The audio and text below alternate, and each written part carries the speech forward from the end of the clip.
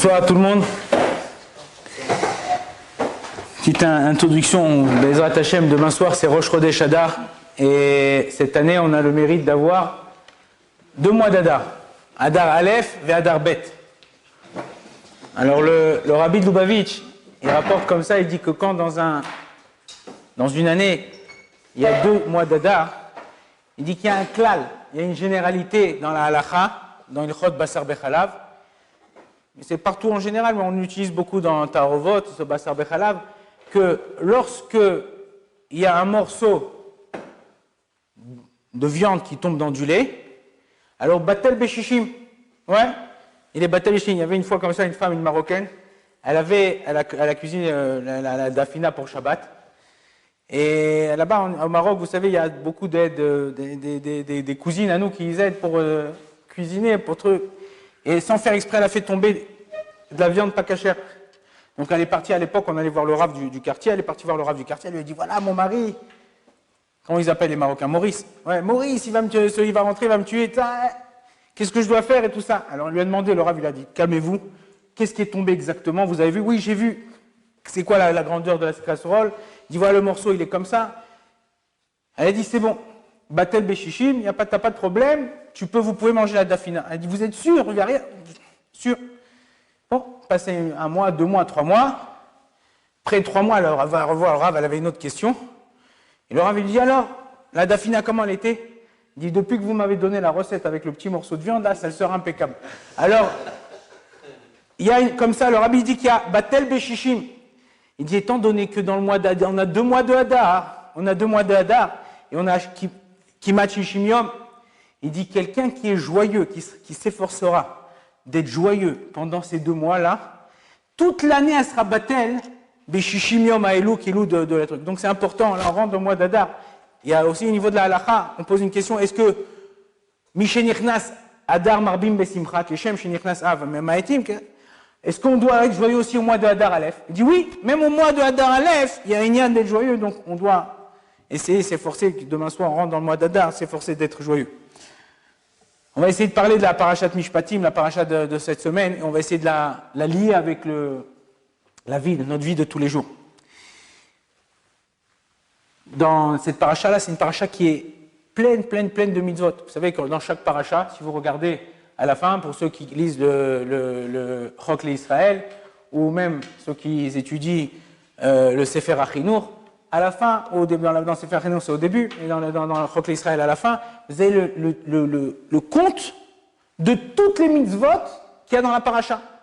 Tant et tant de mitzvot assez, tant et tant de mitzvot lota assez, et qu'en vérité, ça vient nous apprendre, et savoir là-bas, le Sefer Achinour, il nous explique chaque mitzvah, est-ce qu'on a le minag, la coutume de les faire aujourd'hui. Pourquoi? Qui les fait? C'est que pour les hommes et les femmes.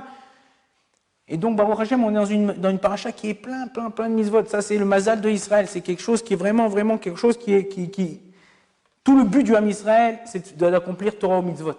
On n'est pas venu dans ce monde pour faire du ski, acheter une Tesla et se faire un kiff. On est venu, c'est pas sourd de kiffer. La Torah nous interdit, c'est Torah Train. La Torah, ça doit être un kiff. Mais si tu sens que tu t'es étouffé, c'est que tu fais pas la Torah comme il se faut. Tu crois que tu fais la Torah comme il se faut, mais tu prends mais tu prends des choses sur toi qui ne sont pas à faire. Donc c'est pour ça que c'est important de savoir quel mazal on a.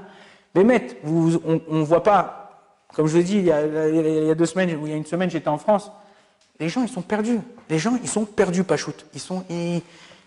Ils travaillent pour travailler, ils travaillent pour gagner, mettre de l'argent de côté pour aller en vacances. Et après, ils reviennent pour travailler, pour gagner de l'argent, pour aller en vacances. Il n'y a pas de kiff. Ouais, pour un bon je vis, l'autre il a divorcé, le truc. Il n'a pas un tam. Ouais, Coca-Cola, le goût de la vie, ouais. Tam Bachaim. Et ben aussi, pareil là. La Torah, ça nous donne le goût de la vie. Ça nous donne le goût de la vie. Je l'aurais lu ce matin, le Orachaim Akadosh, dans la paracha de la semaine dernière. Il rapporte comme ça. Il dit sur le Pasuk, Va'atem tiuli memlechet kohanim vegol kadosh. Que nous, on sera pour Akadosh Baruch Hu, même les chet kohanim vegol kadosh. Am Ségoula, c'est quoi Ségoula? Ça vient du mot Ségol. Ségol, c'est quoi? Vous savez, dans la Torah, il n'y a pas écrit les voyelles. Mais en vérité, on a des voyelles. Même des voyelles, on apprend. Il y a des guématriotes, des choses, on apprend. Et le Ségol, c'est la seule voyelle, à part le chirik qui est sur un point qui ne bouge pas, mais le ségol, c'est la seule voyelle que quand tu la tournes dans n'importe quel sens, elle reste ségol.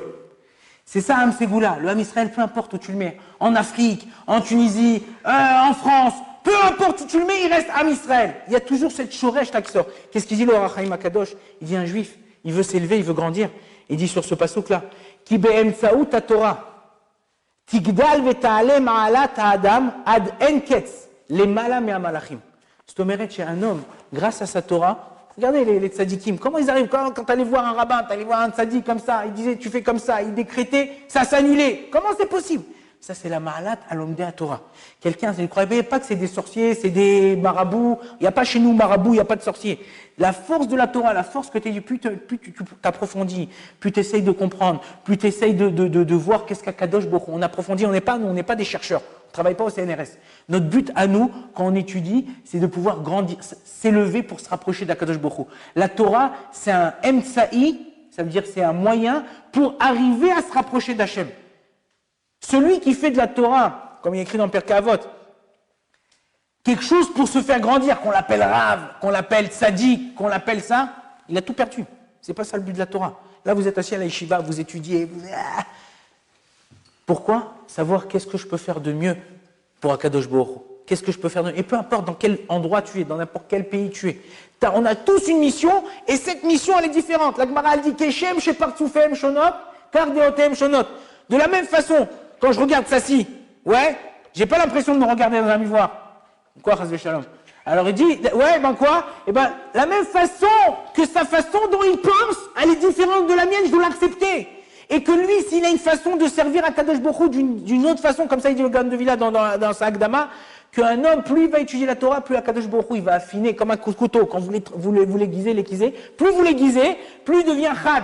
Ouais, chad, il devient tranchant. La même chose, plus un homme il étudie la Torah, plus un homme il s'investit dans la Torah, plus son esprit devient tranchant et Akadosh Baruch Hu il dirige vers ce qui est bon pour lui dans le monde de la Torah. Et en vérité, c'est ça qu'on doit faire. Donc en vérité, on ne sait pas, on ne se rend pas compte quel mazal on a. Il y a un type comme ça, il était dans le bus à Bnei Brak, il était assis. Et en général, c'est les juifs, mais les gens de Bnei Brak, ils aiment bien poser plein de questions, tout ça. Et il y a un type, c'était un type comme ça à côté de lui assis.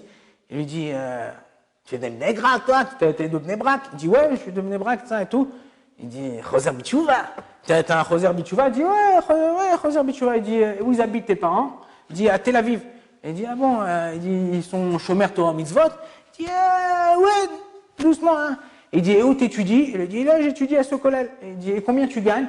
Il dit, 2000 shekels. Il dit, ok, et combien t'as d'enfants?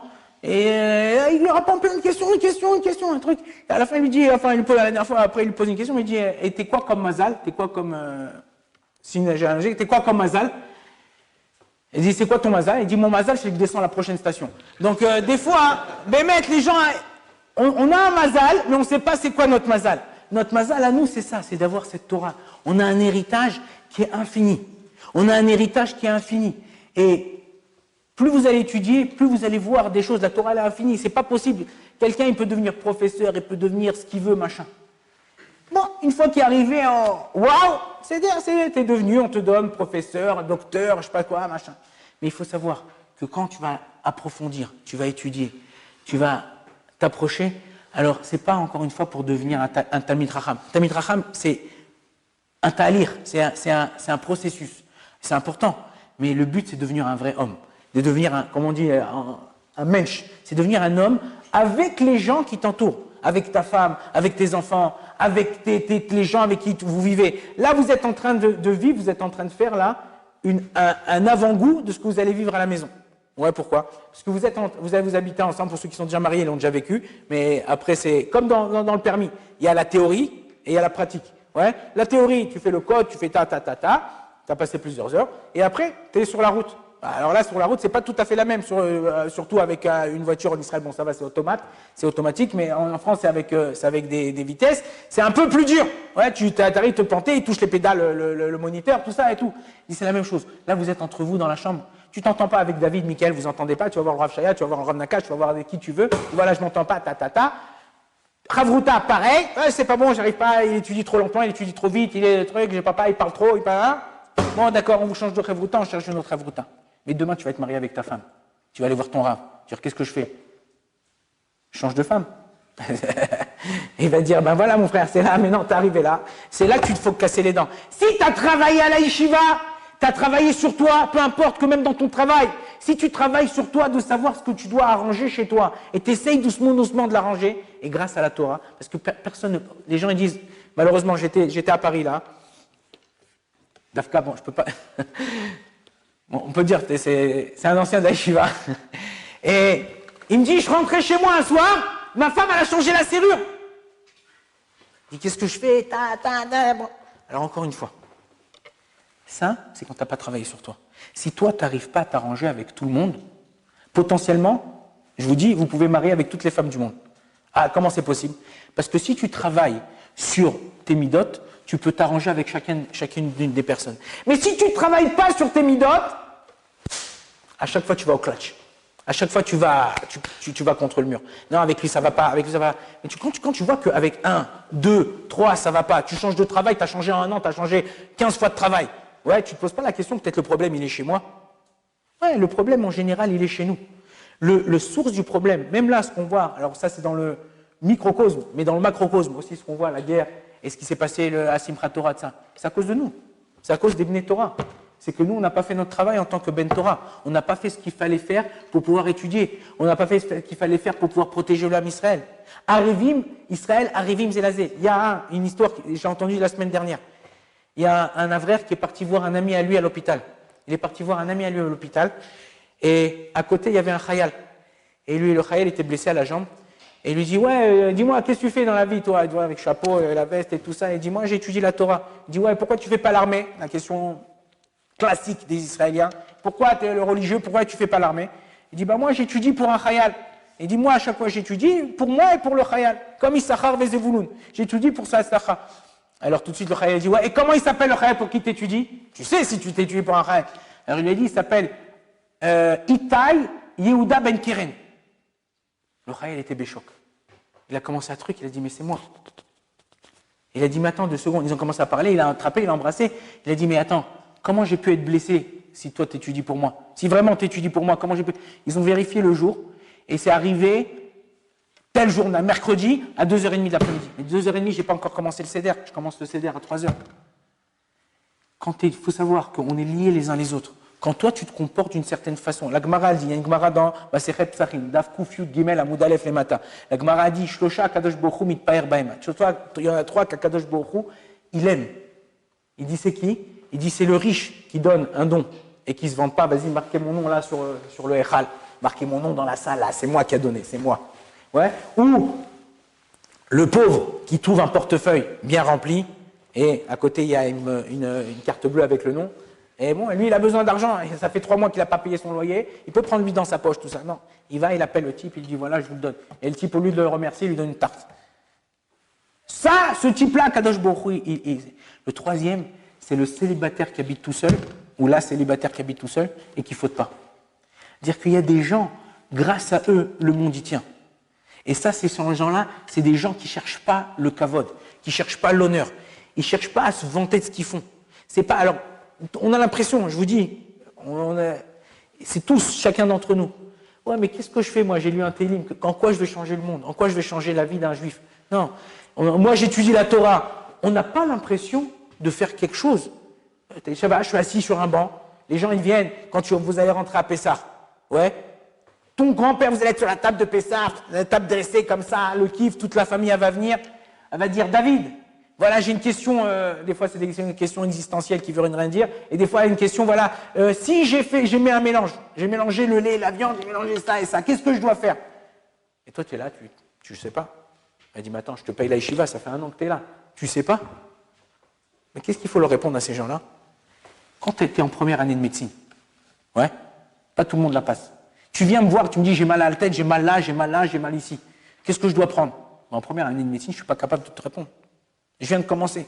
C'est la même chose, vous commencez à étudier. Plus vous allez vous investir, plus vous allez savoir. Alors, il y a des degrés, il y a des niveaux. On avance chaque année. Vous verrez qu'après 1 an, vous allez vous retourner. Quoi? J'ai déjà fini cette macérette? Quoi? J'ai déjà fini ce livre? Oui, parce que c'est une question d'assiduité, c'est une question de rester, de vouloir réussir. Dans tout, c'est comme ça. Tu ne peux réussir que si tu fais quelque chose que tu aimes. Si tu ne fais pas quelque chose que tu aimes, et c'est pour ça que ce que je dis, le Gaon de Vilna que je vous ai cité au début, la Torah va vous affinir vers quelque chose que... Pourquoi? Je vous pose une question. C'est pas moi qui pose la question, c'est le Midrash, et le Rav Rosenblum, il l'a posé la semaine dernière. Pourquoi un chat, il aime manger des souris? Pourquoi le chat, il aime courir après la souris? C'est pas Tom et Jerry. Ouais, pourquoi? En vérité, Akadosh Baruch Hu, il a ancré, pas ancré, il a ancré dans lui, dans la personne, il a mis dans lui une puce, ouais, comme une chip hein, qu'il a programmée, que le chat, il a une netia, il est attiré par quoi? Par la souris. Et comme ça, tu peux voir, il y a une histoire très connue avec le Rabbi Yonatan Ebeshitz. C'est un des grands éposèques et commentateurs de la Torah, qui était très, très fif, très intelligent, très sage comme ça.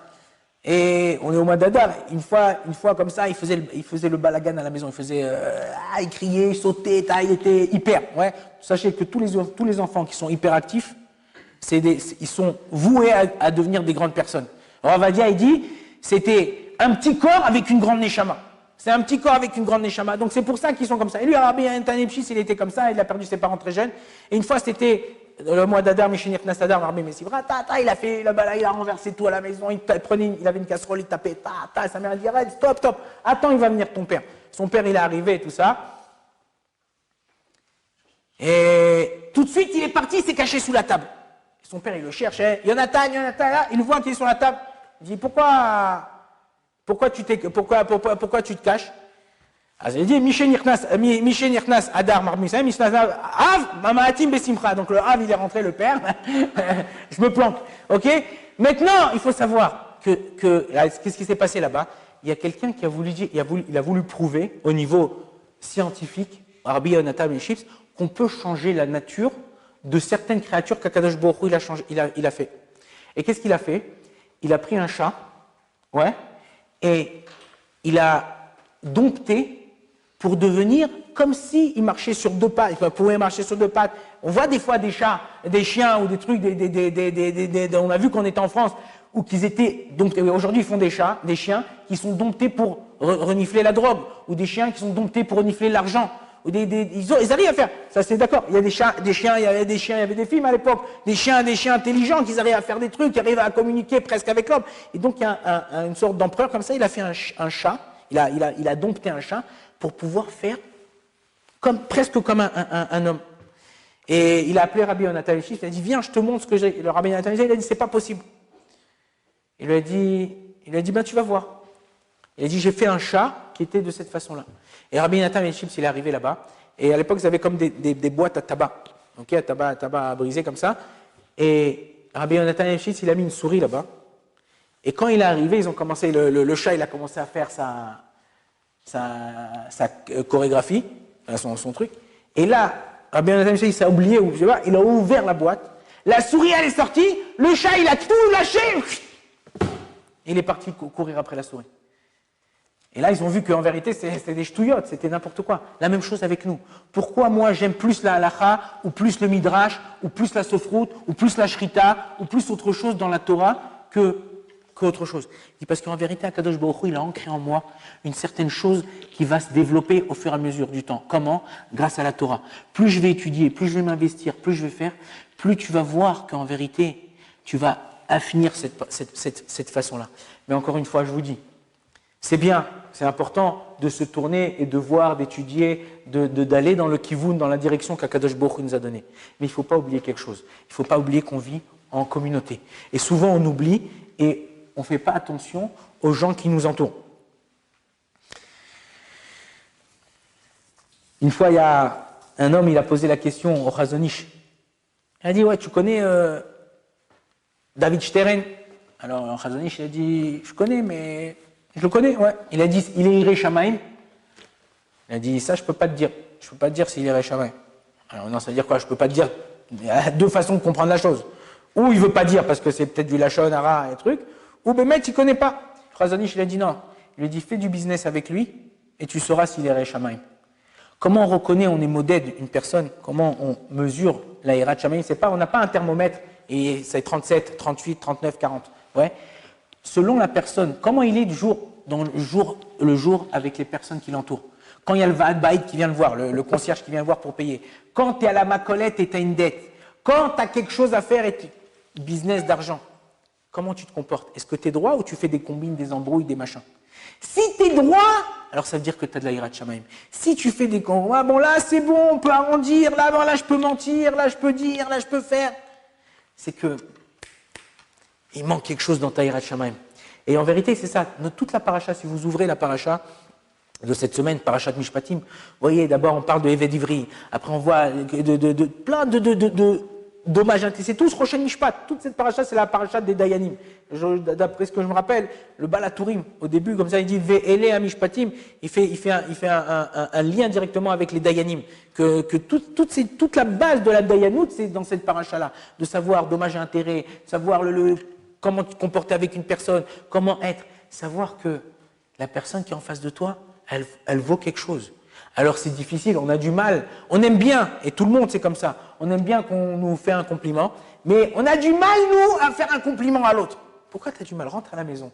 Je sais pas, fais un compliment à ta femme, dis-lui quelque chose, dis-lui que, je sais pas. Il y a un type, il est parti se baigner dans un lac, enfin dans un lac, il est parti se baigner dans un lac, à l'époque, il a enlevé tous ses vêtements, tac, il est resté en caleçon, et il se baigne. Une fois qu'il a terminé de se baigner, il va pour sortir de là-bas, il voit, on lui a tapé tous ses vêtements. La veste, le pantalon, la ceinture, les machins, tout ça. Et une fois, un type, il est rentré comme ça au mikvé. Des fois, au mikvé, bon, les tsaharenou, des fois, il y a des gens pas très honnêtes et droits qui rentrent. Mais il est rentré au mikvé, et il est ressorti, hop, pareil, plus de vêtements. Il avait juste sa serviette. D'après vous, comment il a fait pour sortir? Il habitait, c'était pas... Comment tu fais pour sortir? Si tu sors avec la serviette comme ça, l'archouma, tout le monde va te... Ouais? Il a mis la serviette sur la tête, il a couru dans la rue. Bon, alors... Lui, il est sorti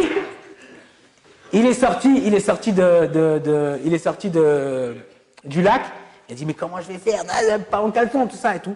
Les voleurs, ils ont pris les vêtements, ils ont vidé tout ce qu'ils avaient, ils ont déchiré, ils ont jeté.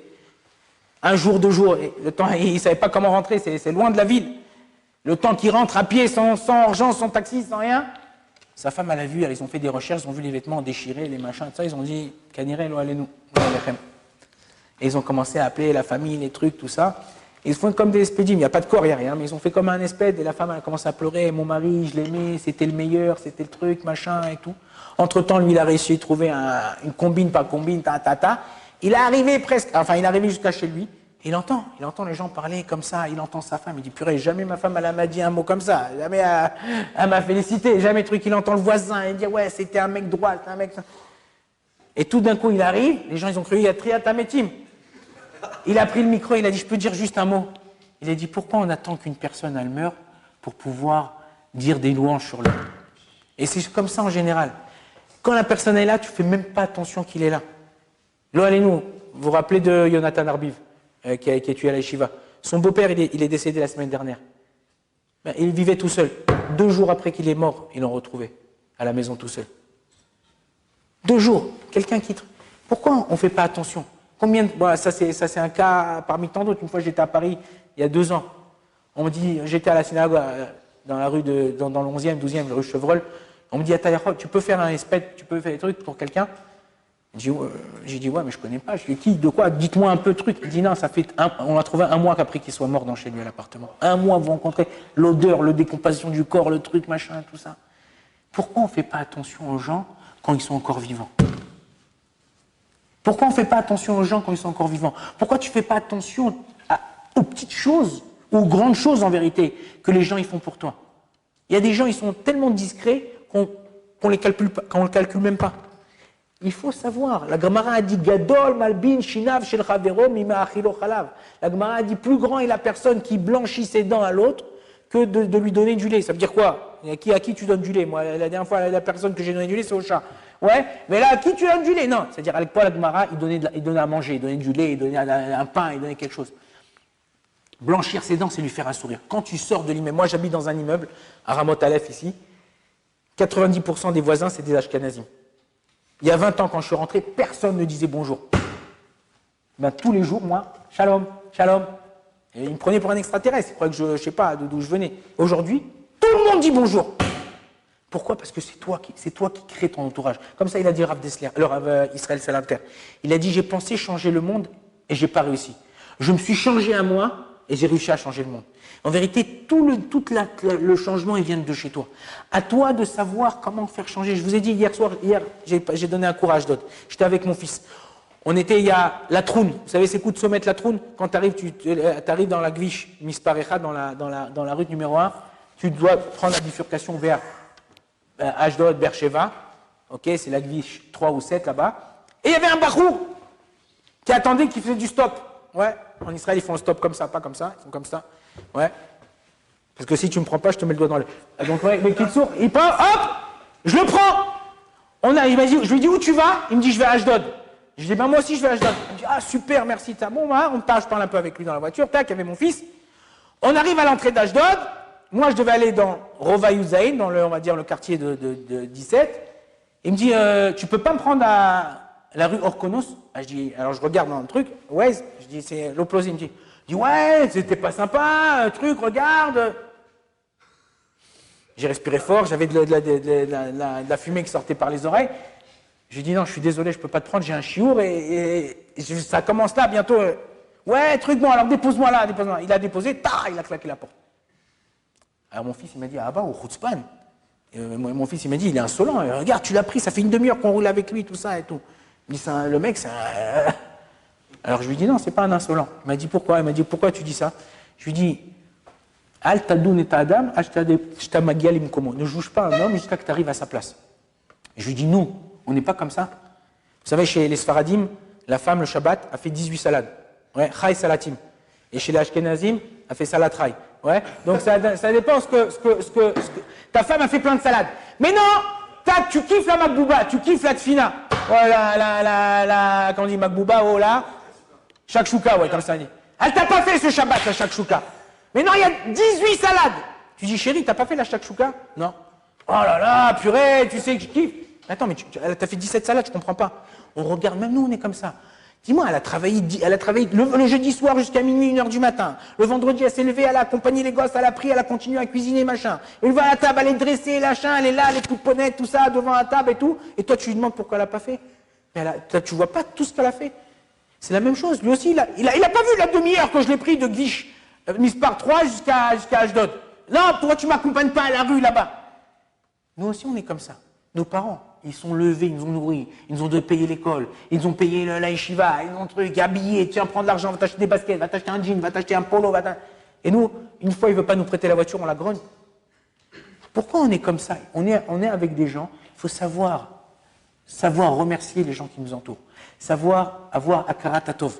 Et c'est ça, toutes les mitzvot qu'on voit dans la paracha, c'est les mitzvot ben adam lachavero. C'est les mitzvot qu'il y a entre nous et entre les gens.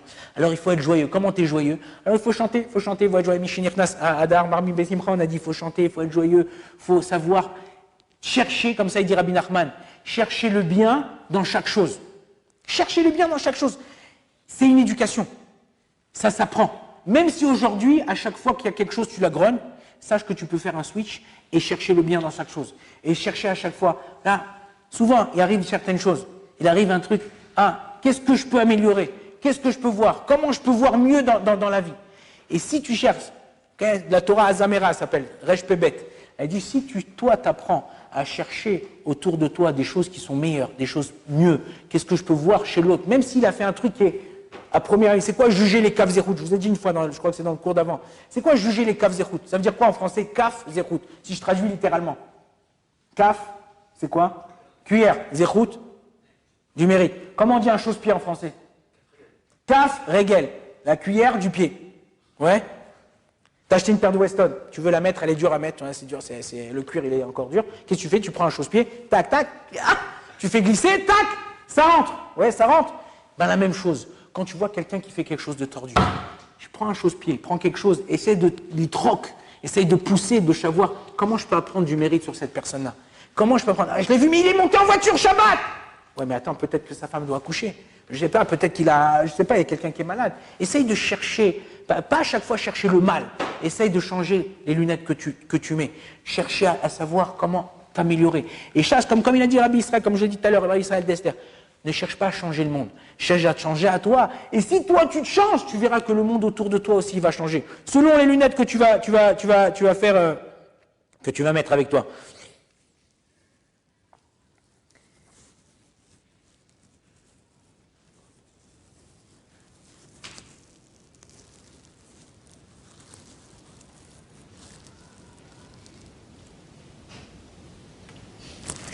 Encore une chose qui est importante, et je pense que c'est comme ça, ce que la Torah là nous dit aussi, on voit par rapport à toutes les mitzvot de la paracha, que selon comment un homme il se comporte, ok, alors Akadosh Baruch Hu il se comporte. Ken, on a vu Aïn tachat Aïn, Shen tachat Shen, Ken, là-bas tout ce qui est, si vous regardez en vérité, Bémet, chez nous, dans la Torah, pas quelqu'un, là-bas il y a écrit quelqu'un, si tu lis littéralement, les goïms ils lisent littéralement, il t'a enlevé un œil, tu lui enlèves un œil. T'as enlevé un bras, tu lui enlèves un bras. Il t'a enlevé un pied, tu lui enlèves. Mais la Torah, c'est pas comme ça.